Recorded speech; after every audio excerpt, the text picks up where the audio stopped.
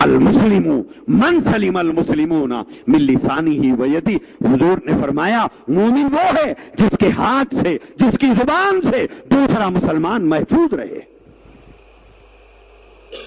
تو حضور علیہ السلام نے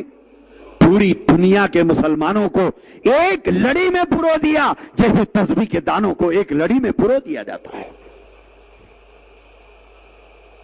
اور آپس میں ایک دوسرے کے ساتھ ہمدردی کرنے کا،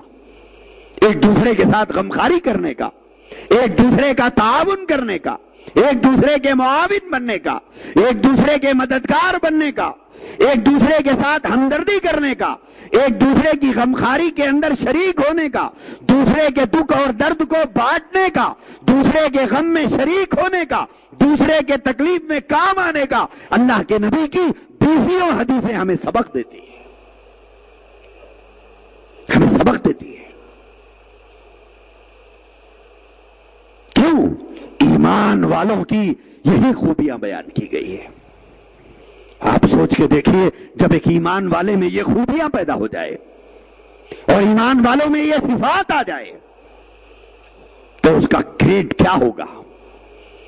وہ اپنے آپ کو اپنے سماج میں، اپنے معاشرے میں، اپنے محلے میں، اپنی بستیوں میں کتنا بلند محسوس کرے گا، اور ایسے شخص کے ساتھ کیا برتاؤ کیا جائے گا، کیا سلوک کیا جائے گا۔ آج یہ سب کچھ ہمارے محلوں سے رخصت ہو گیا، ہماری بستیوں سے رخصت ہو گیا۔ اب بستیاں تو بستیاں، خاندانوں میں رخصت ہو گیا، خاندان تو خاندان، ایک ماں باپ کی پوری اولاد میں یہ چیز باقی نہیں رہ گئی۔ وہاں تو ہمدردی ایمان کی بنیاد پر کرنے کے لیے کہا گیا، چاہے تمہارا اس سے کوئی رشتہ ہو یا نہ ہو۔ لیکن یہاں سگے بھائی کے ساتھ یہ ہمدردی نہیں، سگی بہن کے ساتھ یہ ہمدردی نہیں۔ حد یہ ہو گئی کہ اولاد کا ماں باپ کے ساتھ بے رحمانہ سلوک۔ ہم لوگ کس درجے نیچے اتر گئے؟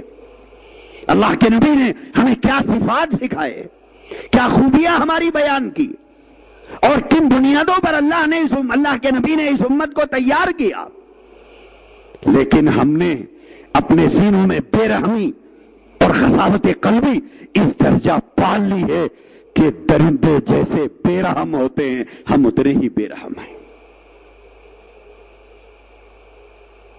جیسے درندہ کسی انسان کو پھاڑ کھاتے ہوئے نہیں سوچتا ہے کہ اس کا کیا نقصان اس کے کھانے سے اس کے پریوار کو ہو سکتا ہے، اس کے خاندان کو ہو سکتا ہے، اس کے گھر والوں کو ہو سکتا ہے، اس کے خاندان والوں کو ہو سکتا ہے، جیسے وہ بھیڑیا انسان کے انجام کو سوچے بغیر جیسا اس کا خون چوس لیتا ہے، ایسے ہمارے سماج اور معاشرے میں کئی بھیڑیے موجود ہیں، کئی بھیڑیے موجود ہیں جو زمین کے لیے اپنے مسلمان بھائی کا خون کر دیتے ہیں، جو پیسے کے لیے اپنے مسلمان بھائی کا خون بہا دیتے ہیں، جو دولت کے لیے اپنے مسلمان بھائی کو ذبح کر دیتے ہیں۔ تو جنگل میں بسنے والے اس چوپائے کی بے رحمی کا ماتم ہم کیوں کریں؟ وہ تو بھیڑیا ہی ہے، لیکن یہ انسان نما بھیڑیوں کو کیا کہا جائے جن کے ہاتھوں سے اپنے مسلمان بھائی کا خون بہ رہا ہے۔ جبکہ اللہ کے نبی صلی اللہ علیہ وآلہ وسلم نے انسانی جان کی جو قیمت بتائی ہے، کیا قیمت ہے ایک ایمان والے کی جان کی، اللہ کے نبی نے کیا قیمت بتائی ہے، کیا قیمت ہے ایک انسانی جان کی۔ وہ لوگ جو زمین کے ٹکڑوں کے لیے اپنے پڑوسیوں کا قتل کرتے ہیں، وہ لوگ جو اپنے لیڈروں کی خوشنودی کے لیے ایک مسلمان کی جان لے لیتے ہیں، وہ لوگ جو مال و دولت کے لیے اپنے مسلمان بھائی کی گردن کاٹ دیتے ہیں، وہ لوگ جو مال کے چند ٹکڑوں کے لیے اپنی بیوی کے گلے میں پھندا ڈال کر پھانسی چڑھا دیتے ہیں، وہ لوگ جو اپنی بہو کو آگ کی نظر کر دیتے ہیں، انہوں نے کبھی سوچا بھی ہے کہ کہ جان لے کر تم نے مال کے چند ٹکڑے تو حاصل کر لیے، لیکن اس کی سزا کیا ہے؟ آخرت میں اس کا انجام کیا ہے؟ نہیں صاحب ہم توبہ کر لیں گے، توبہ سے معاف ہونے والا جرم نہیں ہے۔ چاہے تم توبہ کعبے کے صحن میں کھڑے ہو کے کر لیجئے، کعبے کی دیواروں سے لپٹ کے کر لیجئے، آپ کعبے کے پردے سے چمٹ کے کر لیجئے، معاف ہونے والا جرم نہیں ہے۔ اللہ کے رسول علیہ الصلوۃ والسلام نے ارشاد فرمایا کہ اگر کوئی کسی مسلمان کو ناحق قتل کرے، ناحق قتل کرے، کسی مسلمان کا ناحق قتل ہو گیا